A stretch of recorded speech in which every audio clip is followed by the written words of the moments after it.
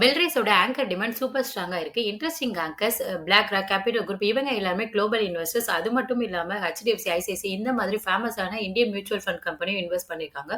So இவங்க எல்லாமே ஷேர்ஸ long term வரை ஹோல்டு பண்ணுவாங்க. அது மட்டும் இல்லாம செல்லிங் பிரஷர் வந்து லிஸ்டிங்க்கு அப்புறமா இருக்காது. ஐபிஓ ப்ரொசீட்ஸ்ல 1600 கோடி வரை இவங்க டெப்ட்ட வந்து ரீபே பண்றதுக்கு யூஸ் பண்ண போறாங்க. ஸோ இதுக்கு ஈக்குவலன்ட்டா பே பண்ற இன்ட்ரெஸ்ட் அமௌண்ட் 150 கோடி வரை இருக்கலாம். ஸோ இந்த அமௌண்ட் வந்து நெக்ஸ்ட் இயர் இவங்களோட ப்ராஃபிட்ல ஆட் ஆகும். ஸோ இதனால FY26ல ரெவென்யூ வந்து 8000 கோடி வரை கிடைக்கிறதுக்கு சான்ஸ் இருக்கு. இவங்க ரீசென்ட்டா H1 இந்தியா வந்து அக்விசிஷன் பண்ணாங்க. இந்த கம்பெனி ஜப்பானோட சப்சிடியரி கம்பெனி. இந்த கம்பெனி 4 வீலர் செக்மென்ட்ல 10-15% CAGRல குரோ ஆயிட்டு வராங்க. ஸோ FY26ல 500 கோடி வரை இந்த கம்பெனி மூலமா கிடைக்கிறதுக்கு சான்ஸ் இருக்கு.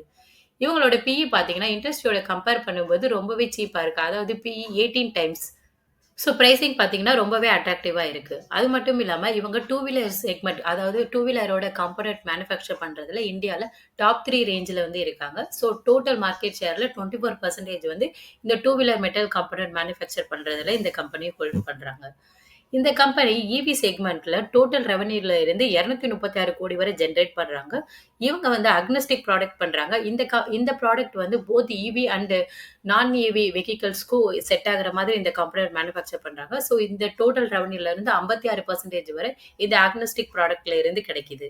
ஸோ நான் இந்த ஐபிஓல எஃபெக்டிவா பார்ட்டிசிபேட் பண்ணலான்னு இருக்கேன். எனக்கு இந்த கம்பெனில அலாட்மென்ட் கிடைச்சுச்சுன்னா, நான் லாங் டர்ம் வரை ஹோல்டு பண்ணலான்னு இருக்கேன். ஸோ இந்த கம்பெனிய பத்தின கம்ப்ளீட் அனாலிசிஸோட லிங்க் வந்து நான் டிஸ்கிரிப்ஷன்ல குடுக்குறேன். செக் பண்ணி பாருங்க.